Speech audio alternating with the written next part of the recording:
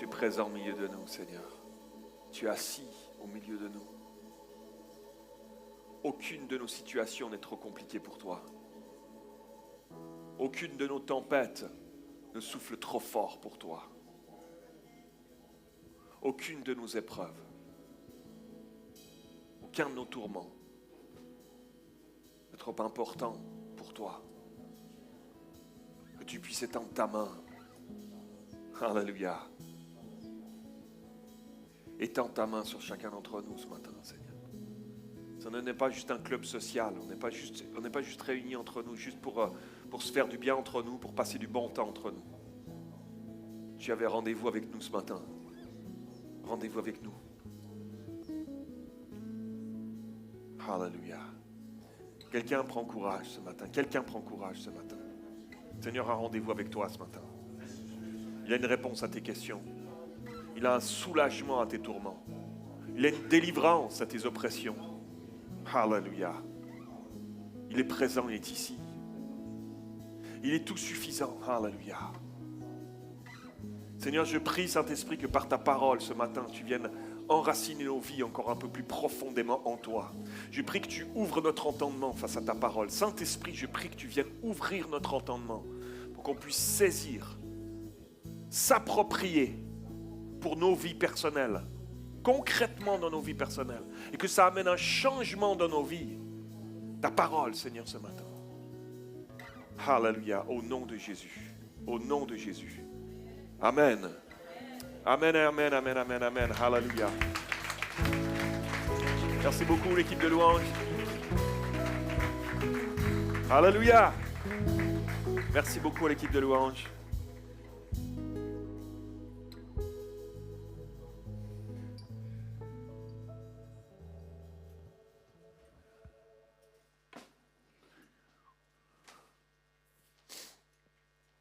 J'aimerais qu'on applaudisse spécialement Ebenezer au piano aujourd'hui. Regardez-le. Regardez-le. C'est pas possible d'être multitalentueux comme ça, hein? Regardez-le. Il ne s'attendait pas à ce que tu fasses ça. Mais il va m'en vouloir. Je suis très heureux d'être ici avec vous aujourd'hui. Et peut-être c'est un peu fort. Je sens comme un espèce d'écho, de raisonnement. Je presque limite Larson. Est-ce que ça va pour vous dans la salle? 1, 2. 1. Le 2, c'est meilleur. Quand on va arriver à 3, tu vas voir, mon cher Urbain, ça va être tout bon. Je suis très heureux d'être ici avec vous. On va vivre un culte et un message que je vais vous apporter ce matin et la semaine prochaine aussi. Donc, je vais profiter de faire une petite série de 2 messages qui vont se suivre. Donc, si vous êtes là aujourd'hui, je vous encourage vivement à revenir la semaine prochaine déjà d'avance, à moins que vous n'ayez pas aimé mon message aujourd'hui. Ça, c'est autre chose. Mais ça, vous n'en savez rien encore pour l'instant. Mais il va y avoir une continuité sur la semaine prochaine. Donc, j'ai hâte de vous apporter ces 2 messages que Dieu a déposés sur mon cœur. Et je prie de tout mon cœur que Dieu va ouvrir quelque chose pour plusieurs parmi nous. On va reposer quelque chose, des fondements, des bases solides. Et vous allez me suivre, je vais vous emmener aujourd'hui dans une histoire suivie. Ça ne va pas être un message, on a différents types de messages, pasteur Urbain, différents types de prédications. Là aujourd'hui, je ne vais pas être dans une prédication systématique avec différents points, mais je vais vous emmener avec moi dans une histoire. Vous êtes avec moi, ça va? Attache ta ceinture, on est parti pour un beau voyage tous ensemble. Et le titre de mon message aujourd'hui est celui-ci, « Tu as tout ». J'ai entendu 3-4 amens. Je suis très surpris. Je pensais qu'il y aurait une espèce d'acclamation incroyable, limite Parc des Princes. Tu vois ce que je veux dire? Je pensais que j'allais à un. Tu as tout. Tu as tout, mon frère, ma soeur. Tu as tout. Voilà, tout est dit. Je vous laisse. Nous avons tout et on va découvrir ça ensemble. Cette affirmation, elle semble un peu juste incroyable. Pasteur Mathieu, tu es un peu extravagant aujourd'hui. Tu nous lances la poudre aux yeux comme ça. Comment ça? On a tout, oui, on a tout pleinement, nous dit la parole de Dieu. L'apôtre Paul nous dira cela. Tu as tout pleinement. J'aimerais dire à quelqu'un ce matin, il y a plus pour toi. Il y a plus que ce dont tu te contentes. Il y a plus que ce que tu t'évertues à vivre en tournant en rond dans ta vie spirituelle. Il y a plus pour toi. Il y a plus pour nous. Il y a plus pour l'Église dans ces temps troublés dans lesquels nous vivons. Il y a plus pour nous ensemble. Alléluia. lorsque Jésus va se retrouver sur cette croix, comme un agneau sans défaut, nous dira le prophète Ésaïe qui prophétisait des années auparavant, comme un agneau sans défaut, sans tache, qu'on mène à la boucherie, comme une brebis muette devant ceux qui l'attendent. Il n'a pas ouvert la bouche, dira le prophète Ésaïe. Et il a été meurtri pour nous. Il était brisé pour nos péchés. Il a été crucifié entre deux brigands, lui l'innocent. Et la dernière parole qu'il va dire sur cette croix, avant de rendre l'esprit, il va dire « Tout est accompli ». Il va le dire en grec, on dit tetelestai, il va dire tout est accompli, c'est ça qu'il est en train de dire. Tout est accompli. Mais en fait, et c'est là que j'aimerais vous emmener avec moi dans cette histoire, en fait, c'est quoi qui a été accompli? C'est quoi qui a été accompli? C'est juste une phrase, ça veut dire quoi pour moi aujourd'hui? Clairement, concrètement, qu'est-ce que ça veut dire dans ma vie personnelle aujourd'hui? Ça fait une belle jambe qu'il a dit ça sur la croix il y a 2000 ans en arrière. Mais ça veut dire quoi dans mes défis aujourd'hui? Ça veut dire quoi dans mes combats aujourd'hui? Ça veut dire quoi dans mes problèmes financiers aujourd'hui? Ça veut dire quoi dans mes problèmes de cœur aujourd'hui? Ça veut dire quoi dans mon marasme aujourd'hui? Dans mes doutes, dans mes questionnements, dans mes épreuves que je traverse, dans la tempête qui fait rage aujourd'hui? Ça veut dire quoi concrètement? Ça m'aide dans quoi en fait cette phrase-là? Nous ne sommes pas appelés à être des chrétiens déconnectés de ces réalités pratiques dans nos vies. La parole de Dieu, ce n'est pas juste un livre qui a été écrit il y a 2000 ans et plus en arrière, et puis que je lis comme un bon livre de cuisine pour faire une bonne petite recette, pour essayer de m'amener la faveur de Dieu sur ma vie. Non, la Bible, la parole de Dieu, c'est beaucoup plus que ça, mes amis. C'est la parole de Dieu, mes amis. C'est la parole de Dieu, cette parole, imaginez-vous. Sa parole, c'est par sa parole qu'il a créé le monde. Il a dit que la lumière soit, sa parole. Il a dit que la lumière soit, la lumière s'est allumée, alléluia. Il a dit que les astres se placent dans l'étendue, et les étoiles ont été placées, c'est étendu qu'on regarde, qu'on s'émerveille aujourd'hui, la nuit, lorsqu'il y a une nuit claire, étoilée, quand il voit, c'est lui, il a dit une parole de sa bouche, il a dit c'est arrivé mes amis, c'est extraordinaire, les mers, les animaux, une parole, c'est arrivé mes amis, waouh. Qu'est-ce que ça veut dire pour nous, clairement, que cette parole soit efficace? Et ce terme, tout est accompli, peut aussi vouloir signifier tout est rétabli. Alléluia.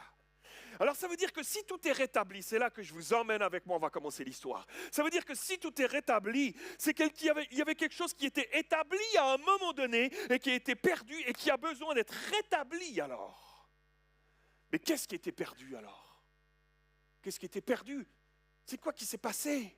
On a besoin de comprendre, on a besoin de porter ces choses en nous parce que ça fait partie de notre identité.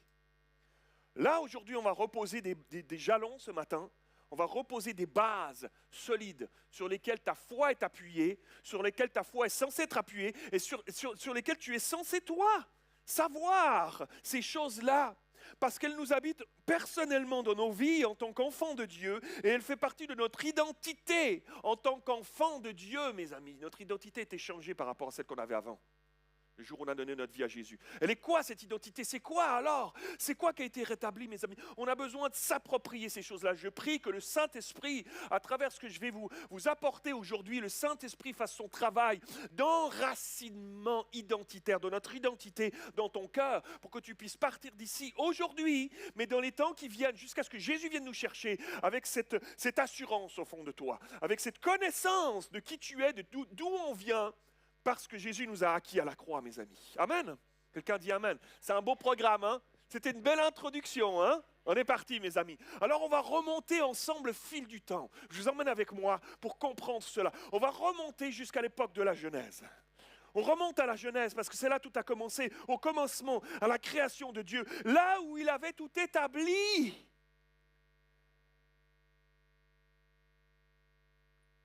C'est là que tout est établi. Pour cela que sur la croix, tout est accompli. Ça peut vouloir dire aussi tout est rétabli. Donc tout avait été établi là, dans la Genèse. Quelque chose de magnifique. Il est dit dans Genèse 1:1. Bereshit bara Elohim. Au commencement, Dieu créa les cieux et la terre. Il va créer tout ça. Et vous connaissez la suite. Premier jour, deuxième jour, etc. Et Dieu vit à chaque fois que cela était bon. Tov. Dieu dit que cela était bon, littéralement, c'était bon, c'était le bonheur, c'était le bien-être, littéralement dans l'hébreu. Waouh! Et le 6e jour, Dieu va créer l'homme. Il va le façonner de la poussière de la terre. Il va insuffler son souffle de vie en lui. Il va devenir un être vivant. Il va créer la femme pour être à côté de lui, pour être avec lui. Et il est dit que Dieu vit que cela était très bon. Tov meod dans l'hébreu. Qu'il vit que cela était complètement bon. Littéralement, que cela était complet, que le bonheur était complet alors, un bien-être complet, plein, entier. Waouh! Imaginez-vous, Adam et Ève sont dans un univers que Dieu a créé, parfait, complet. Leur bonheur était complet au milieu de cette création de Dieu parfaite dans ce jardin d'Éden. Ils avaient tout pour être en parfaite harmonie et en parfaite complétude. Tout était suffisant pour eux. Ils avaient tout pour être heureux, bonheur parfait. Ils nageaient en plein bonheur dans ce jardin d'Éden.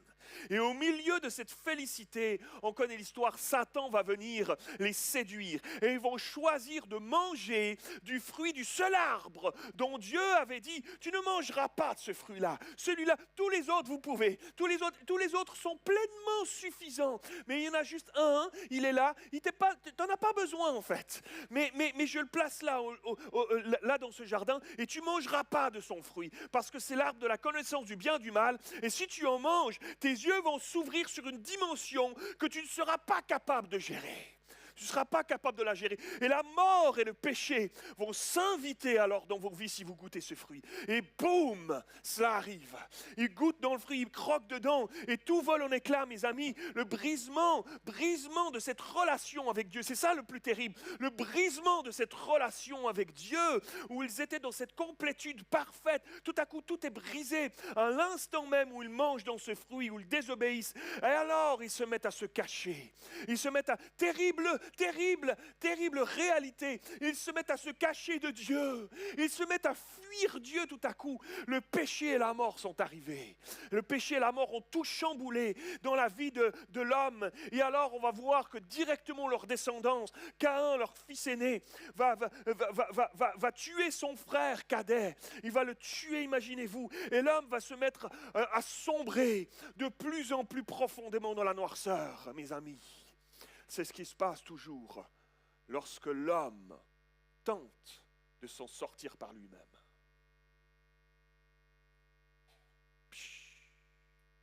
Et la méchanceté ne va pas tarder à se répandre comme une traînée de poudre dans la descendance d'Adam et Ève. Et les peuples vont se rassembler, vont se mettre à se rassembler pour construire une tour et pour aller jusqu'au ciel, pour défier Dieu, ce Dieu qui les avait créés, qui avait insufflé le souffle de vie, qui avait tout mis dans ce jardin pour qu'ils soient parfaitement, pleinement heureux. Ils se mettent à monter une tour pour défier Dieu. Et imaginez-vous, ils avaient tout avant cela pour être en harmonie dans ce jardin d'Éden, tout pour être heureux. Et pourtant, la méchanceté va arriver et va prendre place. La corruption se répand à tel point qu'au temps de Noé, je vais rapidement, je vais rapidement, vous suivez, je vais rapidement sur l'histoire. Au temps de Noé, imaginez-vous, c'était tellement répandu que Dieu cherchait pour voir s'il pouvait trouver un seul homme juste. Il cherchait, il trouvait pas, jusqu'à il y en a un. Ouf, il y en a juste un, c'est Noé, seulement Noé. Et Dieu va faire alliance, une première alliance avec lui. On voit que Dieu introduit une première alliance qu'il va mettre en place pour eux. Après l'alliance, évidemment l'alliance de base qu'il avait fait au jardin d'Éden avec Adam et Ève qui a été brisée. Mais là on voit, il réintroduit cette notion d'alliance qui prend place pour chercher à rejoindre l'homme qui était perdu dans son péché. C'est pas l'homme qui cherche à aller vers Dieu, c'est Dieu qui cherche à aller vers l'homme. C'est l'histoire de notre humanité, mes amis, c'est extraordinaire.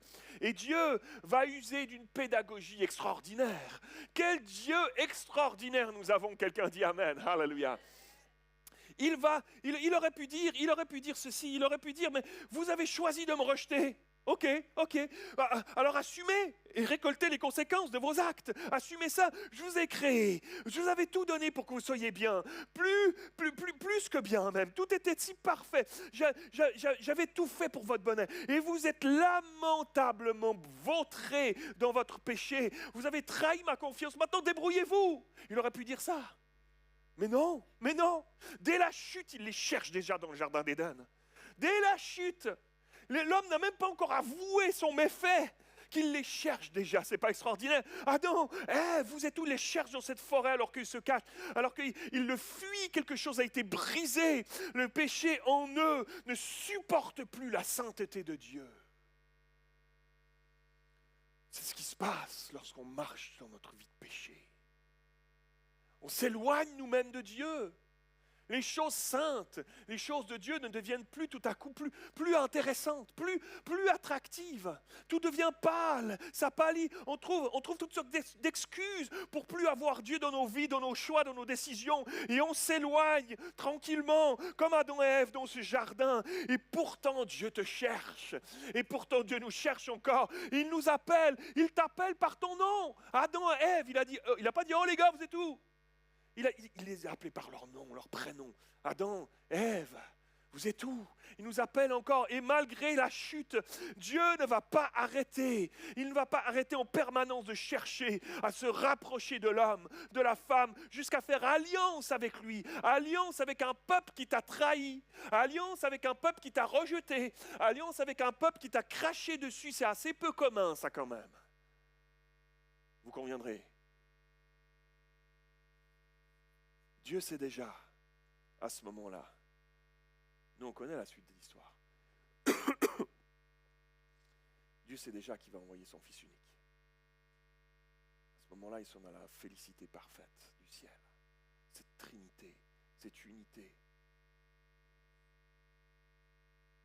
si belle. Jardin d'Éden, c'était un aperçu de cette unité, ce bonheur parfait, complet, entier qu'il y a entre le Père, le Fils et le Saint-Esprit. Et Dieu sait qu'il va envoyer son Fils unique à ce moment-là, il le sait déjà. Mais pour que l'humanité puisse, suivez-moi bien, pour que l'humanité puisse comprendre que son seul espoir est en Dieu, il va prendre le temps pour le lui révéler. Il ne va pas faire ça tout de suite. Il va commencer par se choisir un peuple qui met à part. Et il va le faire à travers Abraham, avec qui il va faire une alliance spéciale.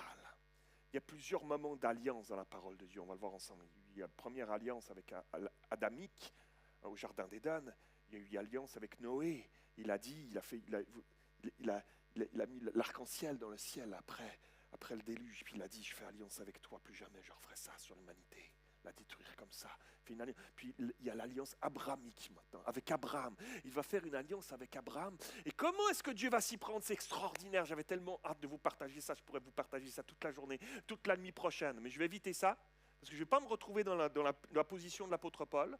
Quand il a enseigné toute la nuit, il était à Troas. Ils étaient tout en haut, parce que ça se passait dans les chambres en haut à cette époque-là. Les maisons qu'ils construisaient, c'est des maisons à plusieurs étages. Et à l'époque, pour soutenir les étages dessus, il y avait plein de piliers. Donc, dans les salles, plus on montait en haut, plus il y avait des grandes salles, en fait, avec moins de piliers, etc. Donc, ils étaient tout en haut. Et là, il enseigne toute la nuit. Puis, il y en a un qui était là sur le bord de la fenêtre. Il s'assoupit. Il tombe de la fenêtre, mon frère. Il tombe de la fenêtre. Il dit, bam, par terre, il meurt. Donc je vais éviter d'être trop long avec vous, même si tu tombes de ta chaise, ce sera moins catastrophique que de tomber du 5e étage à Troas. Mais on va éviter ça, mais j'avais hâte de vous partager ça. Regarde ça. Et il est allé prier pour lui, hein. Il a ressuscité le jeune homme. Après, il est remonté dans la salle, il a dit, bon, on continue, allez hop. C'était merveilleux. Comment Dieu va s'y prendre? C'est extraordinaire. On voit dans Genèse 15. Genèse 15, Dieu va demander à Abraham de prendre pour faire alliance avec lui. Il va lui demander de prendre une génisse, une chèvre et un bélier et une tourterelle et une colombe. Bam, bam, bam, il va prendre tout ça.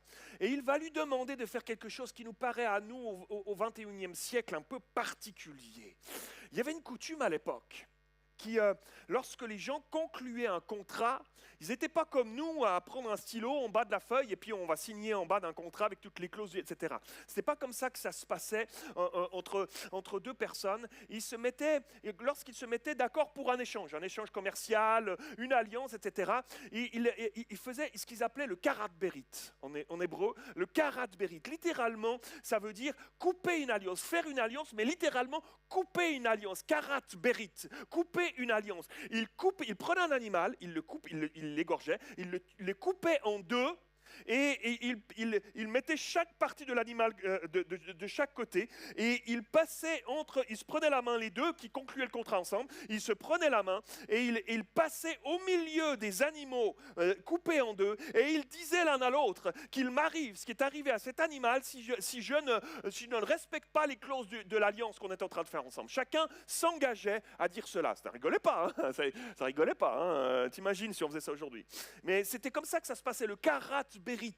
Et Dieu va demander à Abraham, donc c'était quelque chose pour nous, on lit ça, c'est bizarre ce truc, Genèse 15, c'est bizarre. Mais pour eux à l'époque, c'était pas du tout bizarre, c'était normal. Et Dieu va dire, on va conclure une alliance, regarde, tu prends un animal, tu le coupes en deux. Abraham dit, pas de souci, d'accord, je l'ai fait la semaine passée avec déjà, j'ai conclu une...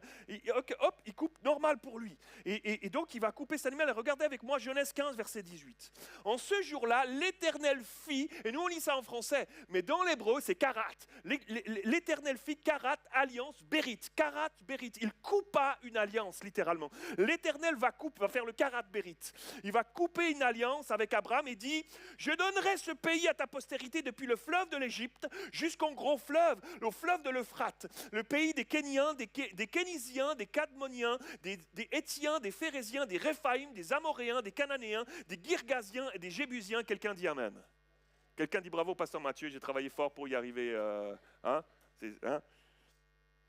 Mais regarde, merci. Mais regardez comment Dieu va s'y prendre. Regardez comment Dieu va s'y prendre. Genèse 15, verset 12. Au coucher du soleil, alors que normalement les deux devaient passer au milieu des animaux coupés, hein, d'accord, pour conclure le contrat. Au coucher du soleil, un profond sommeil tomba sur Abraham, et quand le soleil, verset 17, fut couché, il eut une obscurité profonde, et voici ce fut une fournaise fumante, et des flammes qui passèrent entre les animaux partagés. Lui, il roupille, Abraham. Dieu passe tout seul. Waouh! Ils auraient dû passer les deux. Pourquoi est-ce que Dieu fait tomber un profond sommeil sur Abraham et qu'il passe seul au milieu des animaux de cette karat bérit, de cette alliance coupée en deux? Parce que Dieu savait que ni Abraham, ni aucun homme, ni aucune femme, à partir de la chute jusqu'à aujourd'hui encore, aucun homme n'arriverait à respecter les clauses de l'alliance. Aucun homme n'arriverait, parce que le péché est dans l'homme. Le péché, depuis la chute au jardin d'Éden, était rentré dans l'homme. Et donc, si Abraham passait avec Dieu au milieu des animaux coupés en deux, en disant qu'il m'arrive ce qui est arrivé à ces animaux, si je ne respecte pas les clauses de ton alliance, Dieu, il mourrait assurément, on n'y arrive pas. Alors Dieu avait compassion d'Abraham, il a fait tomber sur lui un profond sommeil et il était en train d'apprendre à l'homme déchu, l'homme qui avait chuté et rejeté Dieu au jardin d'Éden, l'homme corrompu par le péché qui voulait s'en sortir par lui-même. Dieu était en train de leur apprendre à travers Abraham et tous ceux qui le suivraient, de leur montrer qu'ils n'arriveraient pas par leur propre force. Vous ne pouvez pas y arriver et que la seule solution pour s'en sortir était en lui seul. Alors il est passé seul au milieu des animaux, une flamme de feu, parce qu'il est le seul à pouvoir nous aider à respecter, à accomplir les clauses de l'alliance aujourd'hui encore, en 2026. C'est une leçon pédagogique incroyable. Extraordinaire pour Abraham, mais pour toute l'humanité jusqu'à nous encore aujourd'hui. On ne peut pas y arriver par nous-mêmes. Nous ne pouvons pas résister au péché par nous-mêmes. L'attraction du péché est si puissante. Tu ne peux pas y arriver, c'est l'histoire de ta vie. Réfléchis bien. C'est l'histoire de ma vie, c'est l'histoire de nos vies. On n'y arrive pas à l'attraction du péché. Elle est si forte. On a besoin de Dieu. C'est en lui seul que nous trouvons les capacités pour vivre en nouveauté de vie. On n'arrive pas à respecter les clauses de cette alliance par nos propres forces, par nos propres efforts. Et alors qu'Abraham va avoir un fils Isaac, que Isaac va avoir Jacob, ils vont devenir le peuple de Dieu. Le peuple d'Israël, ce peuple élu. Et par la suite, Dieu va faire une nouvelle alliance. Pas encore la nouvelle alliance, mais une autre alliance plutôt. Il va faire encore une autre alliance particulière avec son peuple parce qu'il est encore dans cette pédagogie de leur faire comprendre les choses. Tu n'y arrives pas par toi-même. Alors il va faire une autre alliance. Cette alliance, on va l'appeler l'ancienne alliance. L'ancienne alliance, c'est l'alliance de la loi. Il va faire cette loi avec Moïse, alors que le peuple d'Israël va sortir de ces 400 ans d'esclavage en Égypte.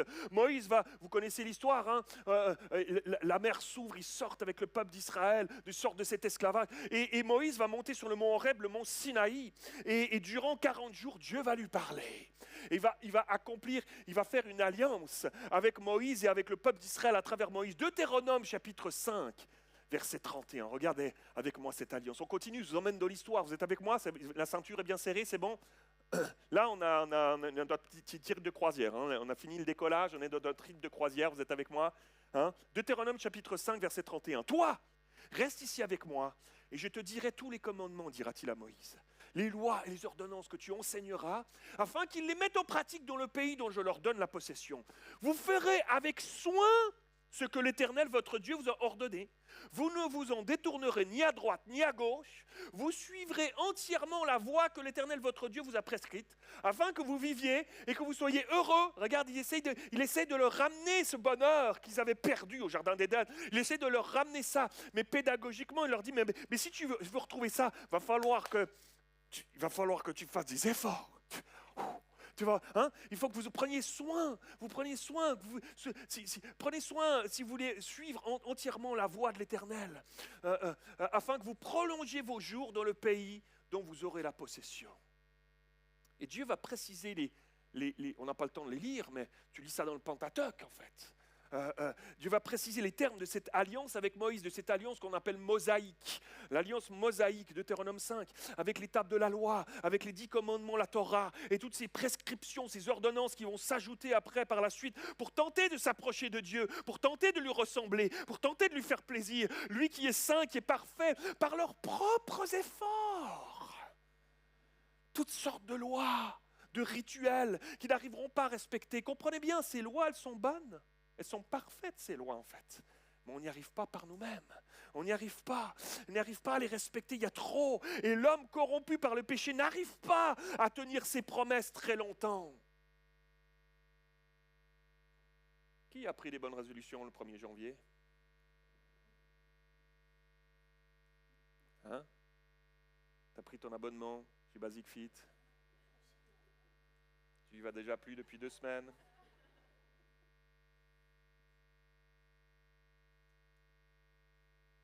Et au milieu de toutes ces ordonnances, de ces lois religieuses, il y avait les sacrifices. Les sacrifices que Dieu avait prescrits. Tellement de sacrifices. Mais ça pointait quelque chose. La Bible nous dit que c'était l'ombre des choses à venir. Ça pointait quelque chose. C'était le point central de ce que Dieu s'attendait à avoir pour qu'il puisse vivre au milieu de son peuple. Lui qui est saint, dans le tabernacle, dans le lieu très saint, pour qu'il puisse habiter là, pour que l'homme pécheur, pour que l'homme déchu puisse se présenter devant la sainteté de Dieu, alors il fallait qu'un animal soit sacrifié à la place de l'homme, qui s'était condamné lui-même à la chute et qui était prisonnier, maintenant pécheur dans sa nature.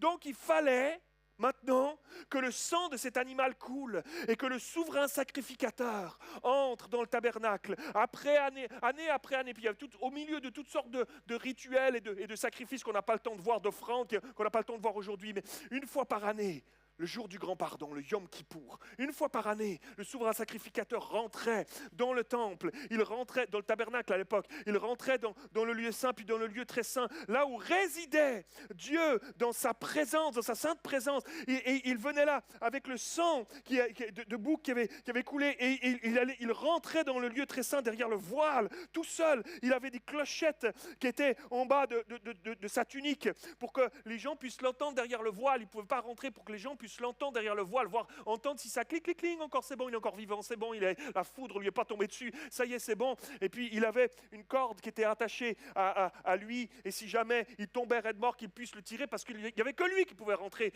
dans le lieu très saint. Et donc il rentrait avec ce sang, et puis il versait ce sang sur l'arche de l'alliance, au milieu, entre les chérubins, sur le propitiatoire, littéralement la couverture, le caporet en hébreu, littéralement ça veut dire la couverture des péchés. Et il versait le sang là pour faire l'expiation des péchés du peuple. Pour lui d'abord, avec le sang d'un taureau qui sacrifiait pour lui et sa famille d'abord, et puis un bouc qu'il sacrifiait pour les péchés du peuple. Et puis il y avait un deuxième bouc, tu lis ça dans le Pentateuque, il y avait un deuxième bouc, nous dit la parole de Dieu, sur lequel il devait imposer les mains. Il posait ses mains sur la tête du bouc, le souverain sacrificateur, pour transférer sur lui les péchés du peuple. Et il prenait le bouc et lui, le deuxième bouc, il le relâchait, il se perdait dans le désert. Imagine-toi les péchés qui partent, qui s'en vont. L'ombre des choses à venir. Les péchés qui s'en vont dans le désert, qui se perdent lorsque tu transfères tes péchés sur ce bouc. Le peuple d'Israël va voir cela. Année après année, ils vont voir toutes ces choses-là devant leurs yeux. Ils étaient très conscients que c'était leur péché qui était transféré sur ce bouc-là et que c'était eux qui étaient censés être à la place de ce bouc-là, sacrifiés, perdus, qui méritaient d'être à leur place, mais que Dieu leur faisait grâce. Dieu était en train pédagogiquement de leur inculquer les choses à venir. Il était en train de leur inculquer ces choses. Et imaginez-vous, pour que le péché du peuple soit couvert et qu'il puisse subsister devant la sainteté de Dieu, il fallait qu'il pratique ces rituels sans fin. Sans fin, ça ne s'arrêtait jamais, parce que le péché était enraciné dans le cœur de l'homme depuis la chute, qui retombait à chaque fois, à force de faire des efforts, mais ne pas y arriver par nous-mêmes, parce qu'ils avaient besoin de comprendre que quelque chose de plus fort qu'eux, de plus puissant qu'eux, devait prendre place pour sortir enfin de cet esclavage du péché. Alléluia. Et chaque jour, devant le tabernacle et par la suite devant le temple à Jérusalem, les sacrificateurs sacrifiaient, faisaient couler du sang des boucs, des béliers, des taureaux, des agneaux, des tourterelles, tout pour les péchés du peuple, et ça n'arrêtait pas pendant des années, génération après génération. Dieu mettait ça devant leurs yeux pour qu'ils en soient bien imprégnés de tous ces rituels, de ces lois, de ces ordonnances, de devoir sacrifier sans fin pour se purifier, recommencer encore et encore et encore, tenter de parvenir à se racheter par ses propres moyens face à leur culpabilité, en essayant à faire des rituels religieux de privation à travers toutes sortes de lois nombreuses qu'ils ajoutaient encore année après année, qu'ils s'astreignaient tant bien que mal de tenter de gagner la faveur de Dieu. Pour quel résultat? Pour quel constat? J'y arrive pas. On n'y arrive pas, personne n'y arrive. Regardez ce que l'apôtre Paul dira. On avance dans ce voyage. Regardez ce que l'apôtre Paul dira dans son épître aux Galates, entre autres. Galates chapitre 3, verset 21. Si nous avions reçu une loi qui puisse nous procurer la vie aux hommes, alors nous pourrions être justes devant Dieu sous le régime de cette loi. Mais, voici le verdict de l'Écriture. L'humanité entière se trouve prisonnière de sa culpabilité devant Dieu. Wow! Hébreux chapitre 10, verset 1. La loi, en effet, possède une ombre des biens à venir, des choses à venir, et non l'exacte représentation de la réalité. Elle ne peut jamais, par l'offrande annuelle, toujours répétée, des mêmes sacrifices, conduire à la perfection ceux qui y participent. Non, sinon n'aurait-on pas cessé de les offrir? Ceux qui rendent ce culte purifié une fois pour toutes n'auraient en effet plus du tout conscience de leurs péchés. Mais en réalité, le souvenir des péchés est rappelé chaque année par ces sacrifices, car il est impossible que le sang des taureaux et des boucs enlève les péchés. Oh! Et pendant tout ce temps, tout au long de l'histoire d'Israël, Dieu n'arrête pas de leur parler des différentes manières. Alors que le peuple les trahissait si souvent, Dieu leur envoyait des prophètes pour les avertir de revenir à Dieu, de se repentir, d'arrêter leurs péchés. Mais à travers les prophètes, il leur annonçait aussi l'espoir à venir. L'espoir qui est en marche, qui est en route, qui arrive, une solution au péché de l'homme, une solution à cette vie désespérante de pratiques religieuses, de rituels qui ne sauvent pas, qui ne lavent pas vraiment à l'intérieur, qui ne nous libèrent pas vraiment, à tous ces efforts humains, tenter d'accomplir tout cela et de recommencer encore une nouvelle alliance. Les prophètes ont annoncé l'espoir d'une paix au milieu de nos tourments. Ils pointaient déjà vers Jésus. Ils pointaient déjà vers le Messie, ils annonçaient celui qui allait venir les sortir de leur misère. Ésaïe en parlera beaucoup, mais Michée, Zacharie, Jérémie, Malachie en parlent. Regardez Malachie chapitre 3 verset 1. Il dira ceci des années avant que Jésus arrive. Il dira, voici j'enverrai mon messager. Il préparera le chemin devant moi. Et soudain entrera dans son temple le Seigneur que vous cherchez et le messager de l'alliance que vous désirez. Voici il vient, dit l'Éternel des armées. Alléluia. Jérémie 31, 31. Voici les jours viennent, dit l'Éternel. C'est Jérémie qui prophétise des années auparavant. Voici les jours viennent, dit l'Éternel, où je ferai avec la maison d'Israël et la maison de Juda une alliance nouvelle. Alléluia. Et puis Ésaïe 53. Mais on n'a pas le temps de le lire au complet. Mais qui a cru à ce qui nous était annoncé?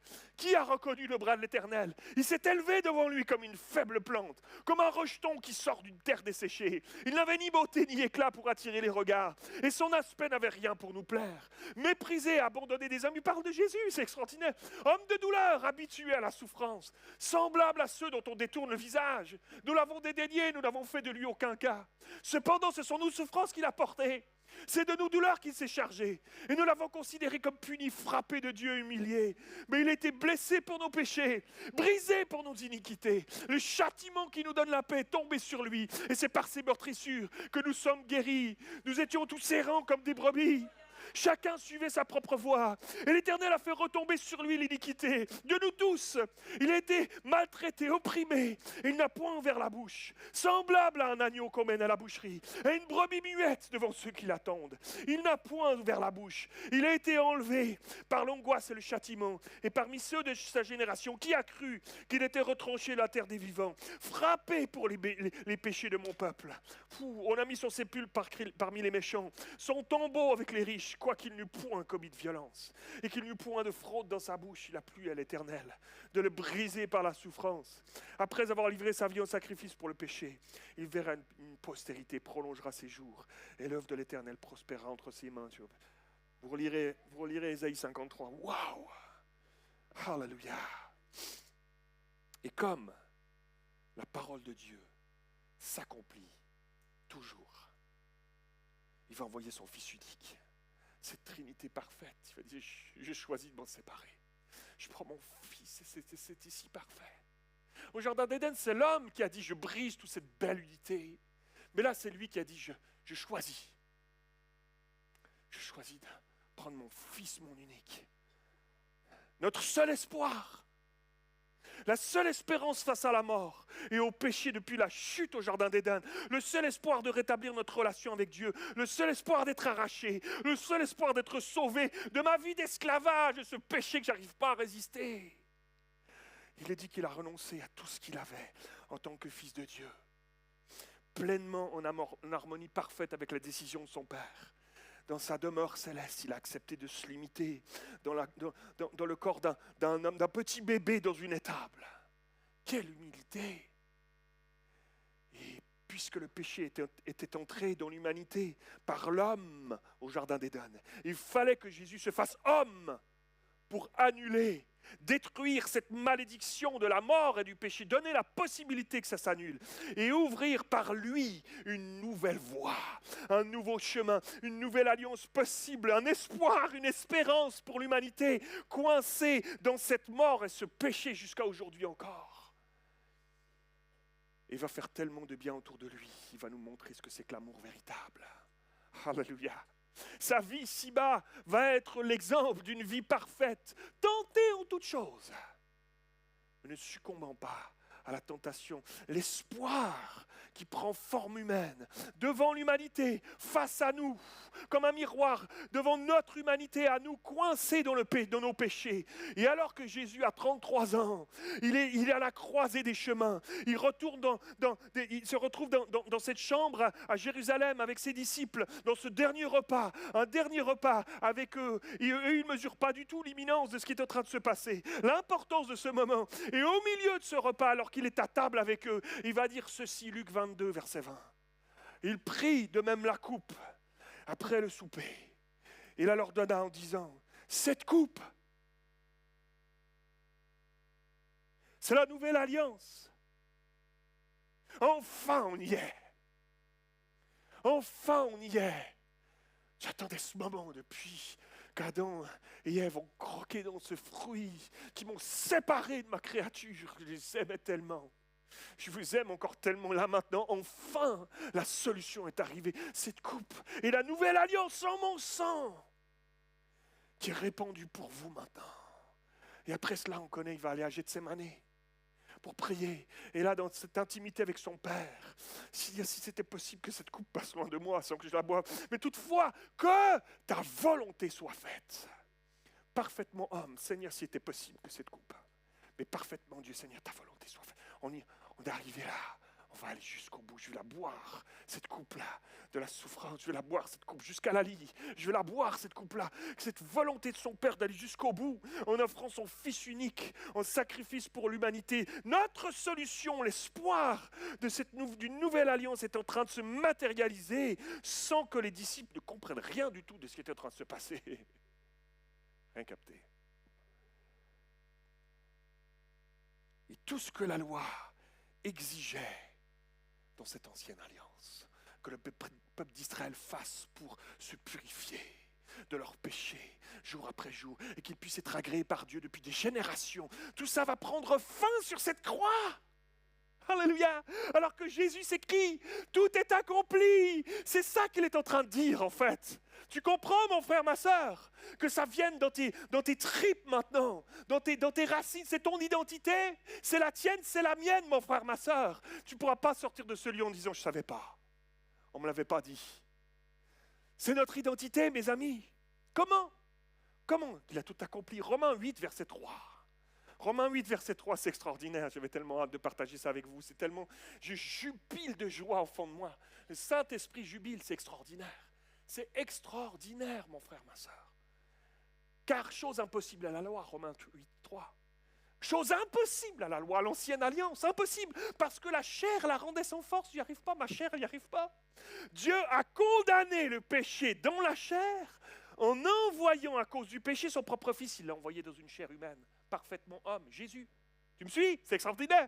Hein? Il a condamné le péché. Cette malédiction qui était arrivée au Jardin d'Éden, la mort et le péché, il l'a condamné maintenant. Comment? En envoyant à cause du péché son propre fils dans la chair, dans une chair semblable à celle du péché, afin que la justice de la loi exigeait une justice parfaite et on n'y arrivait pas, afin que la justice exigée par la loi fût accomplie en nous qui marchons non selon la chair mais selon l'esprit. Alléluia. Voilà la solution, mon frère, ma sœur. Waouh! Et regardez comment Jésus l'accomplit. Hébreux chapitre 9, verset 11. Mais Christ est venu comme un souverain sacrificateur. Rappelle-toi ce qu'il devait faire Yom Kippour chaque année. Souverain sacrificateur. Waouh!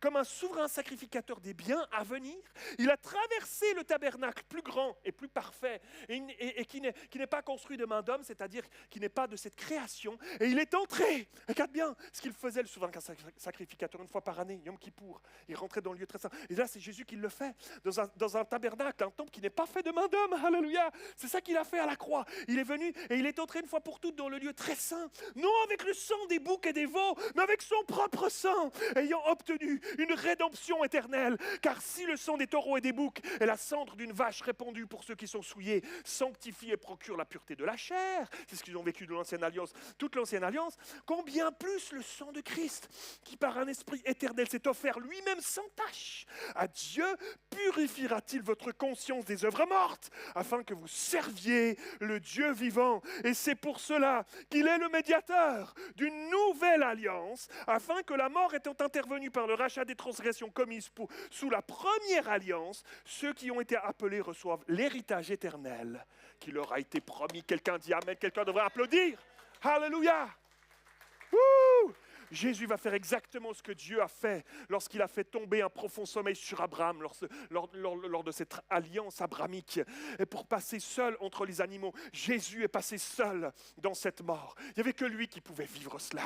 Pour nous, à notre place, abandonné des hommes, il s'est chargé des péchés de l'humanité. Comme le souverain sacrificateur mettait ses mains sur le bouc pour transférer les péchés du peuple dans l'ancienne alliance, c'était l'ombre des choses à venir. Là, c'est lui qui les a pris sur lui. Tous les péchés de l'humanité, les tiens, les miens, il est passé par cette mort pour que toi et moi, on puisse avoir la vie. Tout est accompli.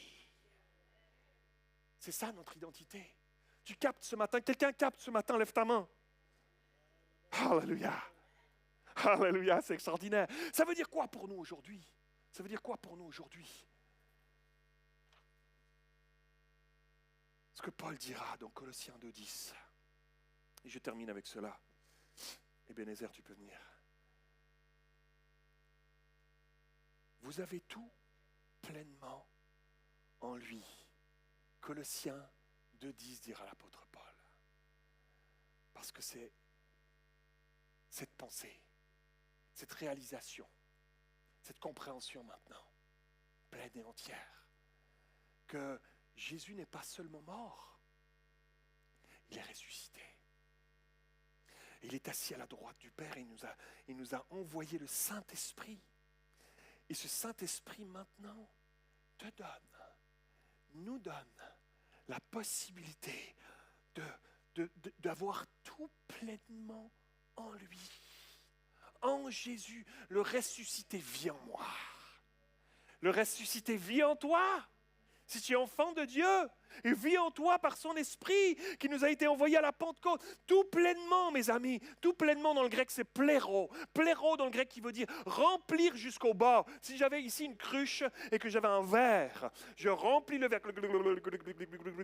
jusqu'en haut, plein, ras-bord. Tu ne peux rien rajouter. Si tu rajoutes un truc, ça déborde. Et Dieu veut te faire déborder même. Alléluia. Mais la vie en Dieu, en nous, elle est pléro. Elle est pléro, littéralement, elle est pleine, elle est entière. Tu as tout pleinement, mes amis. Et ça veut dire que c'est rendu plein à nouveau. C'est parfait, c'est complet comme au jardin d'Éden. C'est plein, il ne manque rien. C'est un bonheur parfait et rétabli, possibilité d'être rétabli comme ce que Dieu avait créé. Mais là, en nous maintenant, dans nos vies personnelles, par mon choix de vie personnelle, en nous, de retrouver tout pleinement. Rien n'est plus nécessaire. C'est à ras-bord. C'est une pleine mesure. C'est complet, mes amis. Alléluia, quelqu'un dit Amen. Ça veut dire que dans ta situation, tout est plein. Pense à ce que tu traverses en ce moment.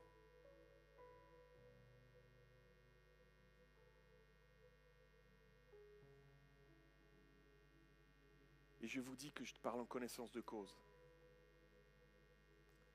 Je pense que je traverse une des périodes les plus compliquées de ma vie, avec des souffrances profondes, certaines que je vous ai partagées, d'autres que je ne pourrais pas vous partager. Il y a des choses que tu peux vivre que seul avec Dieu.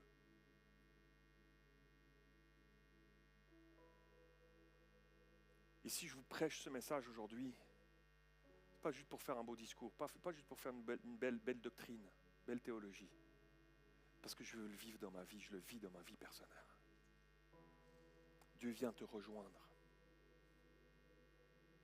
Dieu vient te rejoindre pleinement, complètement.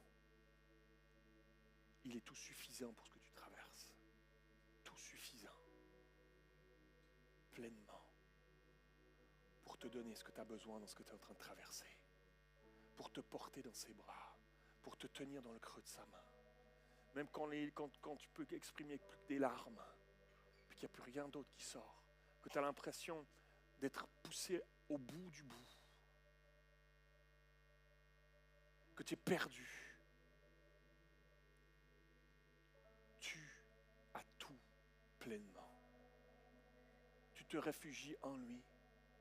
Et il te donnera tout sur le moment, ce dont tu as besoin. Je le vis en ce moment. Je ne peux que bénir Dieu. Il n'y a aucun autre endroit dans ce monde qui vaut la peine d'être vécu, mes amis. Il n'y a rien d'autre dans ce bas monde qui vaut la peine d'être vécu. Rien d'autre, mon ami. Rien d'autre. Quand tu traverses le creuset, le fond du fond, tu as tout pleinement. Il est encore tout suffisant. Il peut te combler encore. Il peut te porter encore. Il te donnera encore les ressources. Il essuiera les larmes de tes yeux s'il le faut. Il y a tout pleinement, mon frère, ma soeur. On incline la tête ensemble. Quelqu'un dit, Pasteur Mathieu, moi, j'ai besoin du Seigneur dans ma vie. Lève ta main là où tu es. Dans ma situation, dans ma vie. Lève ta main là où tu es. Oui, toutes ces mains qui se lèvent, alléluia.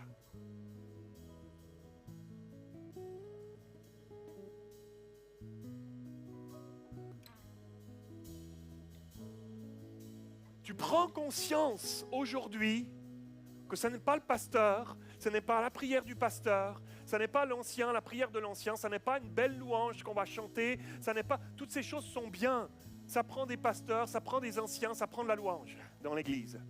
Mais tu prends conscience aujourd'hui que c'est juste entre toi et Dieu. Qu'il n'y a que Dieu qui peut venir à ton secours. Je ne peux pas faire le job à la place de Dieu, tout pasteur que je suis. C'est Dieu qui a tout accompli à la croix. Moi, je ne suis pas passé à la croix. Je porte ma propre croix, oui. Mais je ne suis pas passé à la croix pour sauver tes péchés, pour te sauver de la mort et du péché. Je ne suis pas passé. Il n'y a que Dieu. Mais quand on traverse ce qu'on vient de traverser à travers la parole de Dieu, on prend conscience que Dieu est tout suffisant, lui est tout suffisant. Et même si tu as l'impression que les hommes t'ont abandonné, même si les hommes t'ont trahi, même si ton patron, ton chef, ton voisin, même si ta famille t'a trahi, Dieu ne te trahit pas. Il est là face à toi aujourd'hui, il te tient dans sa main et il te dit, moi, j'ai tout pleinement en moi. Viens te réfugier en moi. Moi, j'ai de la guérison pour tes blessures. Moi, j'ai de la guérison pour tes trahisons et tes abus. Moi, j'ai des réponses à tes questionnements, à tes doutes. Moi, j'ai de la paix au milieu de tes tourments. Moi, j'ai tout ça en moi. En moi, il y a tout ça pour toi. Alléluia. Alléluia. Quelqu'un dit Amen. Quelqu'un dit Amen, mon frère, ma soeur. Tu vas partir avec cela tout à l'heure. Je laisse juste le temps de quelques annonces. Tu vas partir avec cela tout à l'heure chez toi. Je t'en supplie. Ne sois pas un auditeur oublieux. On est si vite oublieux aujourd'hui avec notre habitude. Notre cerveau est en train de changer sa façon de fonctionner avec le scroll, avec tout ça, avec l'intelligence artificielle.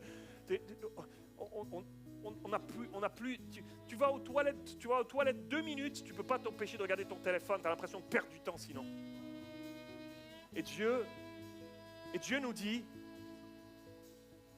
dit, ne sois pas un auditeur oublieux. Médite ma parole. Rentre chez toi aujourd'hui et assure-toi que tu as pris avec sérieux le message de la parole de Dieu qui a créé le monde, qui a dit que la lumière soit la lumière fut, cette parole qu'on entend maintenant, cette parole qui peut créer cette vie-là en toi par le Saint-Esprit, que tu la prends au sérieux dans ta vie. On est imparfait, on se trompera encore. Dieu pardonne et pardonnera encore. Mais que tu la prends au sérieux dans ta vie. Que cette identité, elle est bien enracinée maintenant. Personne ne pourra dire ici dans ce lieu, je ne savais pas, on ne m'avait pas dit. Alléluia. Quelqu'un dit Amen? Est-ce qu'on peut applaudir ce Dieu merveilleux? Alléluia.